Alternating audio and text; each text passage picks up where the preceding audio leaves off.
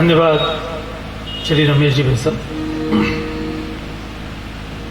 पंडाल में उपस्थित आप सभी भक्तिमती माताओं को और सभी भक्त भाइयों को, सभी को मेरा सादर प्रणाम है।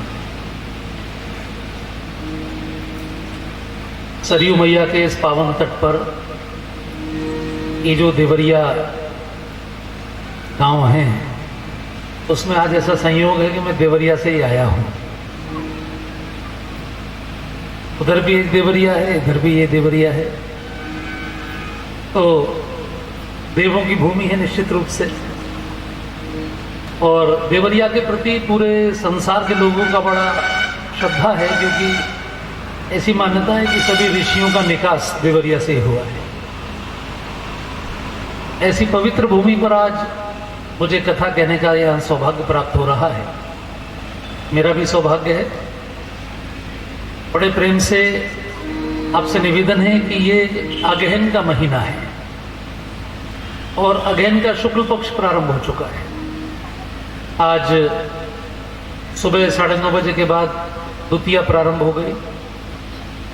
तो ये अगहन का महीना जो होता है, अगहन, अग माने पाप, पापों का हन माने नाश करने वाला, इसको संस्कृत में मार्गशीर्ष बोलते हैं। भगवान ने गीता में अपनी विभूतियां बताते हुए कहा कि मैं वृक्षों में पीपल, नदियों में गंगा, पर्वतों में हिमालय और महीनों में मार्गशीर्ष हूं। यही वो महीना है जिसमें भगवान राम का विवाह हुआ।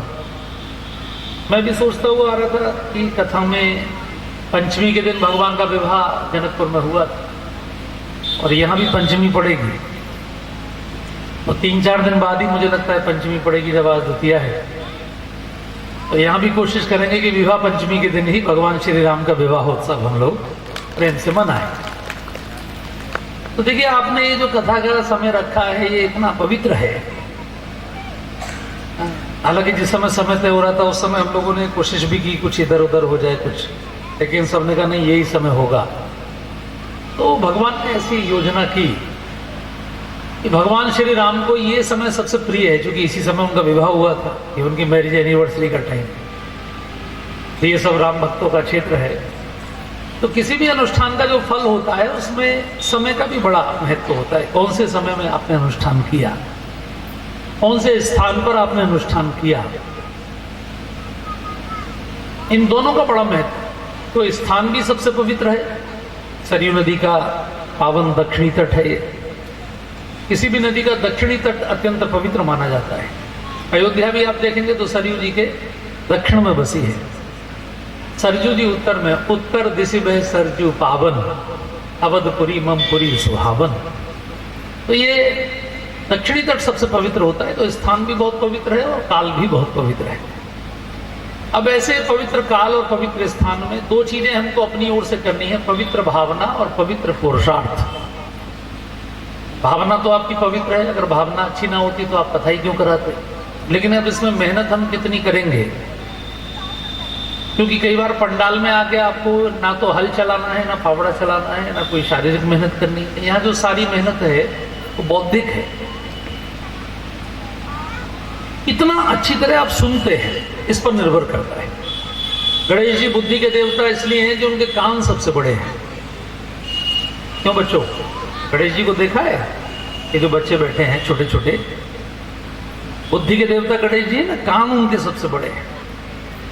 तो गणेश जी सिखाना चाहते हैं कि जिसको भी बुद्धिमान बनना है उसके कान बड़े होने चाहिए। कान बड़े का अर्थ है कि सुनने की क्षमता अच्छी। हम सब जानते हैं कि एक ही क्लास में सब बच्चे पढ़ते हैं, शिक्षक सबको एक जैसा पढ़ाते हैं, लेकिन सुनने की अलग अलग पात्रता के कारण कोई उसमें से कलेक्टर बनता है तो कोई कंडक्टर भी नहीं बन पाता।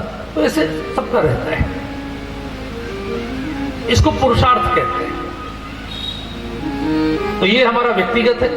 बाकी ये 25-25 नंबर की जो दो चीजें हैं, स्थान और काल, तो 50 नंबर तो आपके हो ही गए। बाकी शेष 50 नंबर आपके हाथ में है।